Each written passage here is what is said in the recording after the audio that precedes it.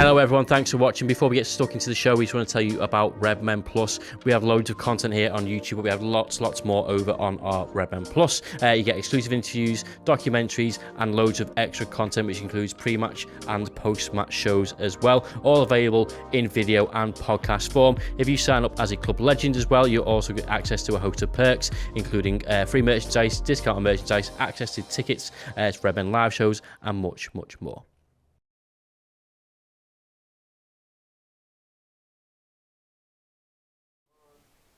Hello everyone, welcome to Redmen TV. It is player ratings time. Manchester United 2, Liverpool 1. This is going to be fun. Get involved in the comments. Going to go through each of the players one by one. I'm going to take some of your comments in the chat as well, so please try and be constructive as you can, something that I can engage with. I'll just be raged, just be angry if you want, that's completely fine as well. I'll talk through each one, give you a rating. You can also get involved in the man of the match poll if you think there was a man of the match for Liverpool or Liverpool's best player. Let's do that as well. The instructions should be on the screen shortly. I'm going to start with Alisson Becker. Obviously concedes 2 goals. I think the first one, I'm not sure there's a lot that he can do about that. Obviously not helped throughout the game by his defence sometimes. A number of times he's coming off his line, he's rushing for the ball. He makes a quality save from an Ericsson free kick, just tipping it round the corner. But again, Liverpool's either defence, midfield, high line, whatever you want to call it, was exposed time and time again. And I don't think Alisson Becker is helped through any point of that game, as he hasn't been through the first couple of games of the season, if we're being completely honest. Arguably our best player, or certainly one of our better players in there as well. Dan Eugene says, vote 5, so that's your player rating. So just for the ratings, just give me a number. You don't need to put the vote thing, just give me a number. Javier Lopez says Alisson Becker 6. 5.5 because he couldn't do anything about the goals. 7, yeah. I think that's probably the best of a bad bunch throughout all of these as we go through them. So Alisson Becker, yeah, fine. But he will be unhappy conceding 2 goals and not keeping a clean sheet again, and being called upon too many times again from me. Andy Robertson, probably up and down again. You know, first half, or certainly first 20 minutes, half an hour, I don't think anyone was good for Liverpool Football Club.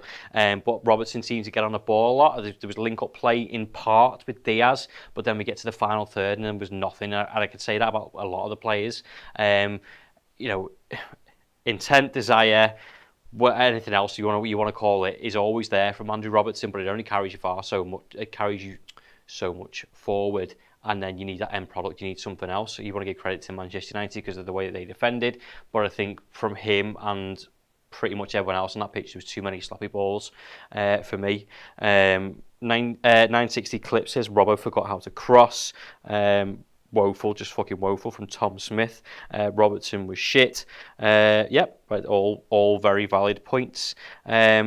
Defence players depend too much on the offside flag. If the flag doesn't go up right away, then you should mark the other side's forward. Robbo 4.5. I mean, yeah, 4.5 for Robbo. I think for me, he's probably one of the better players within our back line. I haven't got a lot to say about any of them. Comes off with 10 minutes to go. Probably being saved for Bournemouth at the weekend. I actually watched his post-match interview as well. Actually, not that he should get points or credit for it, but he was very honest, actually. I thought in his post-match interview, I highlighted the slow starts, the sloppy starts, conceding too many goals. I think I'm direct quote of, he said we need to pull our fingers out. Couldn't quite pinpoint why that was, but he's aware of it. So, but we all are as well, aren't we? So, so 4.5 for Robertson. Van Dijk sold short for the second goal from Rashford there. Jordan Henderson's touch, pass, whatever you want to call it. Van Dijk's just a bit slow to react, or slower to react than the Manchester United forward. For the first goal as well, like a tweet doing the rounds that he had his hands behind his back like he was about to belt out Wonderwall inside the 6-yard box. Not helpful. You saw James Milner have exchanged words with him, telling him what he should have been doing, and he needs to come out a bit more, press, stop the cross coming in from Sancho, who does do well, to put James Milner on a last-ditch tackle, to put Alisson Becker, send him the wrong way, and obviously a good finish. But for me, and obviously for James Milner as well, Van Dijk needs to be getting out there, he needs to be pushing up a little bit more. we just seem a bit lost at the minute. I don't know whether, it's a succession of the results that we've been having or his performances or the fact that the midfield just seem to be completely void at the minute. Another point that was highlighted on commentary by myself and Paul is the fact that you have a Manchester United team that can play one pass on numerous occasions and you're straight at your back line. Then Van Dijk's on the back foot. Teams are happy to run at Van Dijk a little bit more, it seems, the past few weeks as well. Gary Neville's just mentioned it there, just that air of invincibility, or I don't know, whatever he had, that swagger. Is it too casual, or a team's just thinking, well, I may as well just try my chances? At some point he's got to make a mistake, and it was there. So I don't think he was great at all tonight, which is worrying for Liverpool. Javi Lopez, Van Dijk 2, Paul 2, Pots and Pans 2, Van Dijk 3, Van Dijk 5, 2 again. Paul's putting the same one in. I can read it once, mate. It's all right. 2s, 4s. Trent gets a 6 from someone in there. We'll come to Trent in a second. Virgil van Dijk 3. I'm just going to give him a 4 because I just don't think he was great. Same with Joe Gomez. I know it's been a while since these two have played together. Obviously, they both had horrific injuries, but also I think there's just moments where Liverpool in general need a bit of needle about them, and particularly more so in this game when it's against Manchester United. I'm not saying do anything stupid, don't do something rash, don't lash out like Núñez did the other week, but I think there's just certain moments in games where your opponent psychologically can get the better of you. So there's a chance where I think it's when Elanga hits the post, there's obviously the ball kind of breaks out and gets towards the forwards, and there's a moment where Bruno Fernandes and Joe Gomez are both going for the same ball and it looks like they're going to arrive at the same time, but it's Bruno Fernandes that comes in with a slide and tackle and gets the break of the ball. I don't know, it's easy to say this because I'm not Joe Gomez in that position. It's obviously a dangerous area of play to just go in for a slide tackle, but I want to see more. I want to see, that's my fucking ball, you're not having it, and I don't see enough of that from either him or anyone at the minute. Just doesn't seem to be that a bit of aggression or needle in there. It's just I'm lost for words at the minute. Gomez 4, 0 goes. I'm going to give him a 0. Gomez a bit better. 5. He had a good passing and pretty good defending. Minus, Gomez 4. Gomez has always been average mid-table player at best, and it's a bit harsh. Gomez played well. My mind's a 5.2. That's a very precise. Gomez gets a 4. I miss Matip as well. Someone else repeating the comment there. Gomez 3, Gomez 4. Give him a 4 as well. Trent, probably not much better. I know someone there said gave him a 6. It'd be interesting to hear your reason why you thought he was a 6. First goal, nowhere to be seen. Second goal, obviously it's the 1-2 and they get around the back and they obviously play it off to Sancho as well. But I think even in the build-up to that play, it just feels like we're getting to that point where we reached, maybe not last season, maybe it was the season before. We had loads of injuries. I'm not excusing it, but it just feels like sometimes we pick up really good positions and Trent's right up here, and then there's loads of options. There's obviously loads of bodies of Manchester United defenders that are in the way as well. But just lethargic balls, just kind of hit and hope, or I'll play into this certain area and hope that something comes up. But the fact that if you pushed all your players up, well, the majority of your players up, you're up here yourself, and then you just lash a ball in somewhere and hope that, Núñez isn't there, Mane's not there, but, Bobby's not going to win it, he's surrounded by 3 players, Manchester United defended well, you're going to lose the ball, and then what happens? Well, you leave yourself exposed and then the rest of your teammates, and then you've got to track back. Ball after ball, actually, within the first 10-15 minutes, and we kind of predicted this would happen, Elanga was running down this left-hand side, or Bruno Fernandes would pick up a pocket of space and win the first header and knock it down for Elanga. And he has got a lot of work to do. And it's not solely his fault. I said to Paul, again, during commentary, I think he has to lash out and give away a free kick, which is the one that Eriksen nearly scores from. A bit more support there for him, which again is easy for me to say, but he's already got a yellow card, and he's on a yellow card for the rest of the game, and then he becomes the more obvious target for Manchester United. Trent 5.5, realistically Trent a 3. Trent was shocking again. 0, because that's how much he defended, and gets a big fat 0, 0, 0, 0, 0. Trent was terrible. Not disagreeing with any of these. Trent gets a generous 2.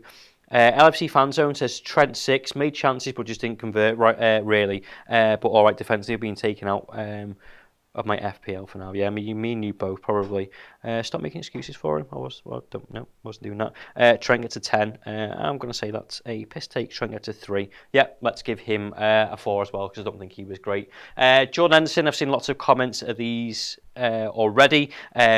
keep them coming, and your reasons why you're giving them those numbers as well would help as well.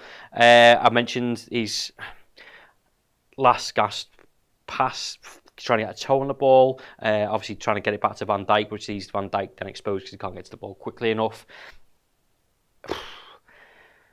Again, moments of good from Jordan Henderson in terms of getting the ball and driving forward, but then just like everybody else in that team, I've not been able to, complete a couple of passes, string things together, not being in the right positions, being all over the pitch. I think it was an issue for our midfield in general. With John B saying Jordan Henderson was okay, was a 5. Scott Hawks, hi Scott, started decently, but I think his legs were shot within the first 10 minutes of the second half. Yeah, and I think some of it will lead on to his performance. I think others will lead on to James Milner. Paul brought up the heat map from the first half, I think it was, and you see signs of James Milner, who should also be there to kind of as a midfield unit, but he's not. James Milner was literally all over that pitch, whether that was by design, whether it was off his own back, whether he was trying to do too much, put out too many fires and support too many people at the same time. And actually, I was someone who, for me, had a bit of drive about them during that game. But Jordan Henderson, for me, wasn't great. And there was a 7 to someone there, all right, fair enough. LFC fans on it. Hendo 4, awful touch which made us concede, but great passing. It's not the worst still, but need to improve. Kevin says Hendo 5, gave away the goal, but his pressing created decent chances, yeah, which is just said there. Henderson a 2, because I didn't even know he was our CDM, okay.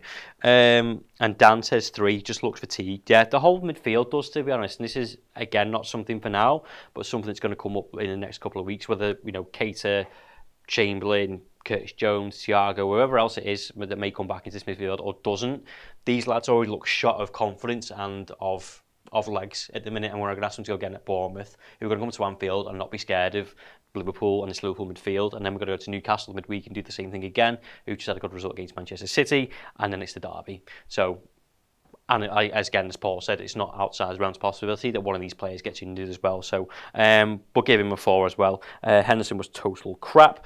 Let's move on to James Milner. I mentioned his heat map there and what he was trying to do. Looks good on the eye. It looks good when you're watching games football. You've seen James Milner in the first couple of minutes. He's inside the box. Okay, he went down a bit easily and maybe tried to buy a penalty, which is fair enough. Defending, tracking back, helping people out. In fact, doesn't get points for it, but again, the ball can emerge of Van Dijk. At least there's someone in there taking some sort of responsibility and trying to have some direction within this side in the middle of the game. I've been crying out for it for weeks of some kind of in-game management of, telling people what they should do. Virgil van Dijk, you're not scared of him, not afraid to tell him, you messed up, you should have been here, you should have been doing this.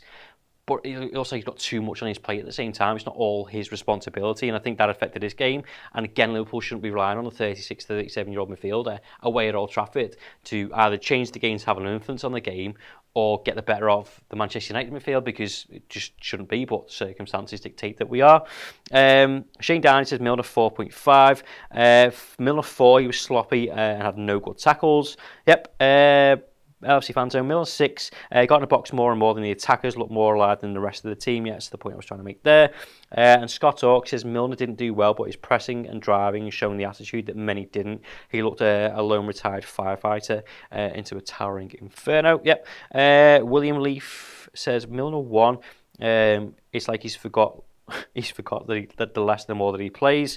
Milner 4 again. Scouser Boy 691. Milner was the worst player in the pitch, kept giving the ball away too often. 3. And Skyrim Jones says, generally think he had 2 or 3 of the games have been lost in midfield. Yeah, I totally agree with that. Two that we draw and 1 that we've lost have all been lost in midfield. And again, this is circumstances that are in front of us. Liverpool should not be relying on a child, a pensioner, and Jordan Henderson in midfield to win games of football on a consistent basis. So yeah, let's give him a 4 as well. Harvey Elliott got much better in the second half for me. I think once we kind of moved the midfield around, we brought Fabinho on, I don't think he was great, but I think the options that were opened up for Harvey Elliott, the fact that Liverpool probably had no choice but to kind of go for the game, he just struggled to get on the ball in the first half for me. And again, a lot of Liverpool players, it was kind of like everything felt rushed. It felt like we were trying to go toe for toe with Man United rather than he's at his best when he's got space in front of him. Old Trafford is a big pitch, so he's got more opportunities to do that. But he wasn't getting the ball, and when he was getting the ball, he's been hounded by 2 or 3 Manchester United players. Second half, the game opened up a little bit more. Obviously, we get the goal. And even before that, it's him picking up the ball, getting his head up and running at the defence, which then pushes the likes of Firmino and Diaz up and gives us other options. You've got extra runs from midfield and the fullbacks, obviously. But it helped bring Mohamed Salah into the game. It wasn't to be seen for the first hour, you could argue, of that game. And I think a lot of that, the change was to do with Harvey Elliott and the change in midfield. So, again, not the best performance from him, but I think one of the better performances, in my opinion. There we go. Harvey Elliott, 7. One player actually created and played well. Elliott was our best player. Looks lively and was good in a link-up, 7. Although you changed that to an 8. Was Harvey even in the starting 11? Yes, he was. Dan says 5. Abysmal first half, but picked it up in the second. Let's see what I've got. Scott Hawks. Harvey did well throughout the game for me, but it wasn't going to be able to run the whole team forward and the midfield on his own. Kept the ball, moved it well more than the rest. And again, to the point I've just made, it should not be down to him. He can have an influence on the game, but he obviously needs support from his defenders, his fullbacks, and the others in midfield. Only pots and pans, says Harvey, 7. Let down by 2 experienced players in Hendo and Milner. Gareth Williams, felt for him, at least he knows he's better than Hendo and Millie, 6. Elliott was good, had good couple of chances and moments. I think 5.5. Okay, let's give him a 6 then. Or 7 actually. Jake Bryce says Harvey, 7. We need new competition in this team. Yeah, okay, so I'm going to give him that. Diaz, again, for parts of that game, he looked like he was going to replicate what he did at Crystal Palace. It's a lot of our attacks, particularly in the first half, all came down from this left-hand side, trying to take on 1, 2, 3 players, whether it's a lack of support, good defence from Manchester United, whatever you want to call it. It felt like it was everything but the final ball or the final shot or that final decision from him and others that just couldn't see Liverpool get a hold of the game. And when you're trying to take risks because you have to, you're also susceptible to giving the ball away a lot, and I don't think that was him. It's just Manchester United seeing him as a threat. He was one player who actually excited me within that first half, cutting inside, trying to find a different option, but wasn't always on because of the way that Manchester United played and defended. But again, a decent performance from him, and he's also trying to, for us, I think, trying to fill in for Sadio Mane, who had the ability to grab games by the scruff of the neck and do all the dirty work. So let's see what you guys are saying. Diaz 4, Diaz 7. Okay, cool. Just shows what player ratings are all about there. Lots of 6s with Diaz. Jamie Chatwood says Diaz 6.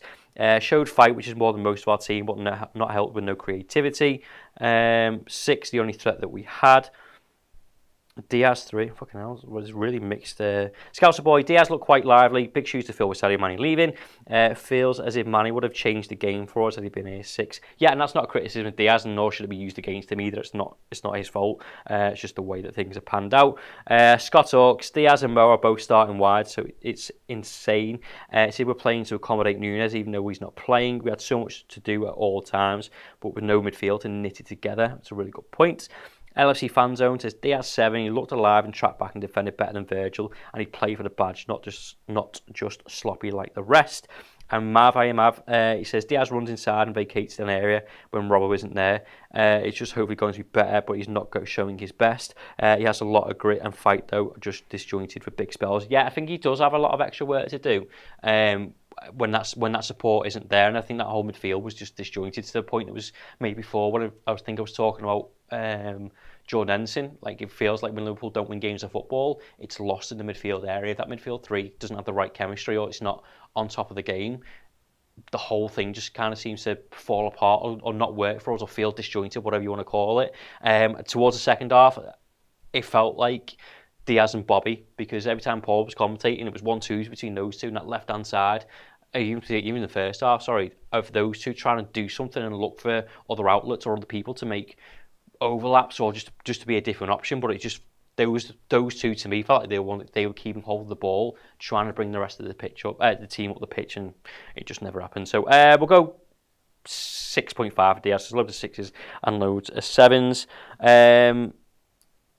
Scott Hawks again says, when starting to wide, you need midfield on the left who can link it together so Diaz can come inside, but it just didn't happen. Yeah, fair enough. Bobby Firmino, I just mentioned there, the link-up play with Diaz at times, and for me was brilliant, but again, only brilliant compared to being terrible. And again, he's here a lot of the time, which, is fine in certain games, but like I know we've just bought Núñez to try and do something different to Scott's point he's just made there. But then if he's there, how are you supposed to keep the ball at this end of the pitch? Because you can't, because there's only so much he can do. But then when he's being pressed by 2, 3, 4 players, Bobby's down here, and I get that's where he likes to be. He likes to be involved in games of football, or he likes the little give and go, or play it around the corners when, you know, obviously when Mane was there or Diaz was there. But it's just certain times where you can't. But because the midfield was disjointed and we couldn't keep hold of the ball, that was his only option to come into play, because we were being outplayed by Manchester United. Jamie Chatwell says Firmino 3, offered nothing, tries too many fancy flicks, didn't create at all. 3, I love him, but he's just dead now, and I have just the 3 just because I love him. There's a reason he's not getting his contract renewed. Gareth Williams says Bobby making me want to put my head in the oven nowadays. 3. 4 because he nutmegged Eriksen, brilliant. LFC Fan Zone, Bobby 2. Since Jota Núñez came in, he's been awful, lost the ball. Unlike Diaz, he was sloppy. He's been like this since January, awful. Do you know what I would say about Bobby Firmino as well, actually? There was a lot of talk about who would start in the front 3, and I think in our group chat, I think I've had Salah down the middle and Harvey Elliott on the right, and the only reason I did that is because he's been injured as well. So I think that's the first game that he started. It certainly within a few weeks or since pre-season. So is he? I don't know, he looked sharp in the first 5-10 minutes.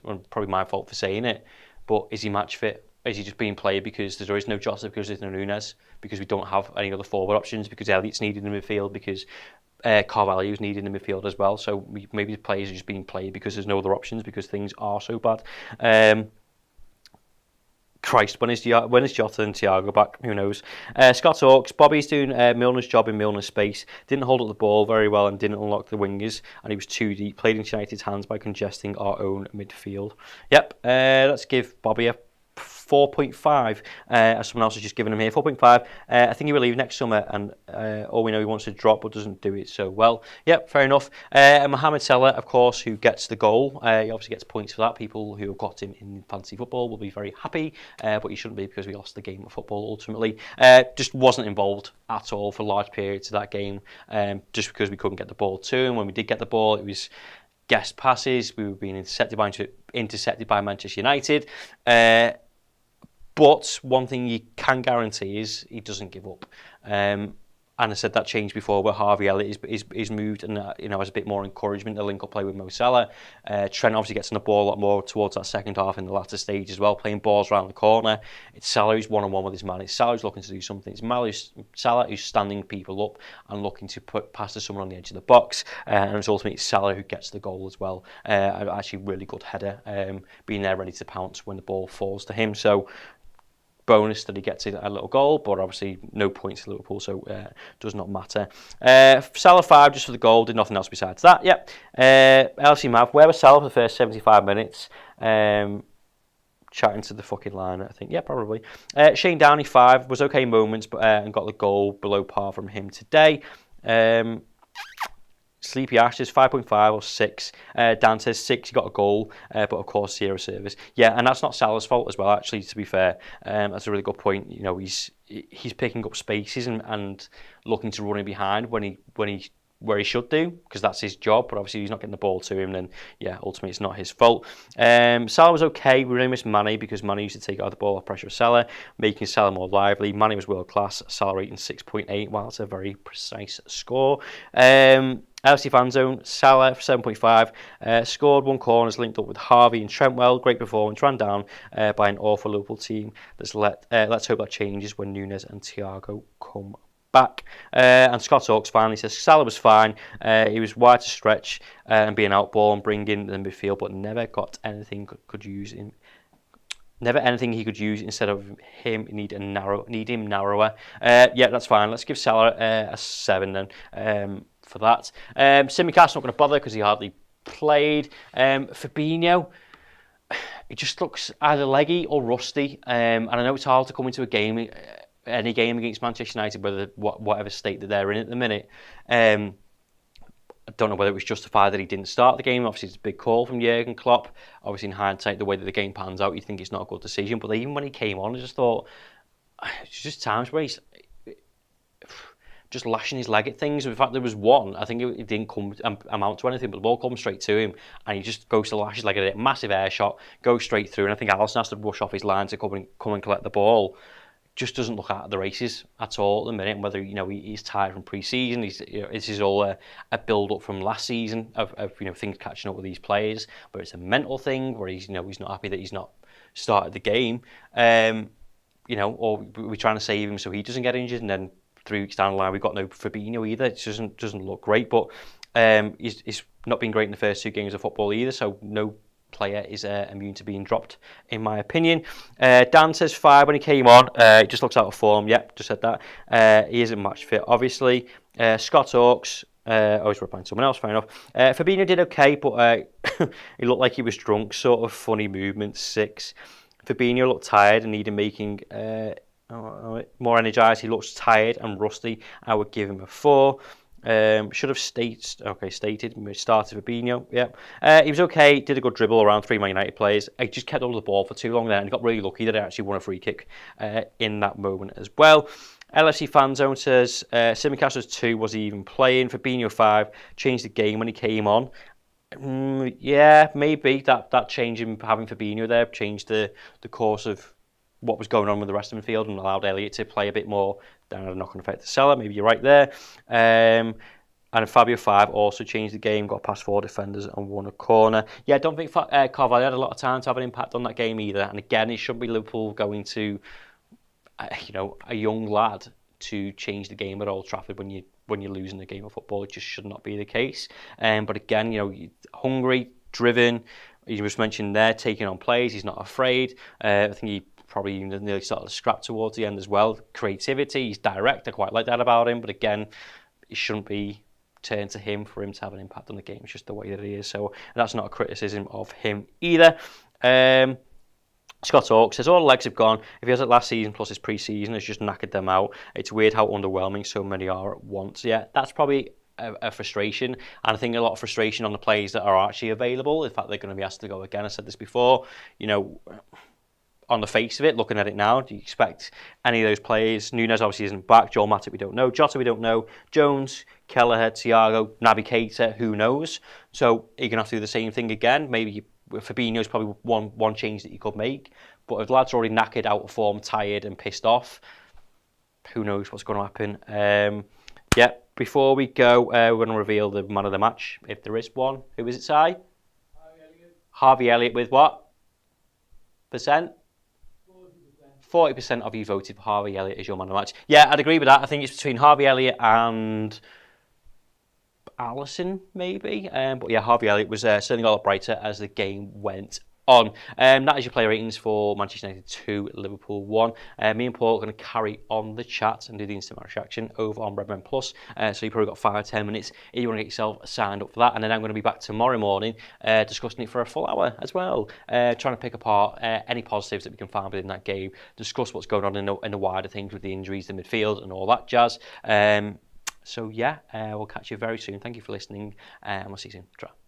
Hey, what's happening everyone? Hope you enjoyed that show. If you did, please do give the video a like and subscribe to the channel as well. If you want even more Liverpool content, either in video or podcast form, do check out Redmen Plus, our subscription service. Tons and tons of great Liverpool content, both in video and podcast forms. Check it out, you will love it.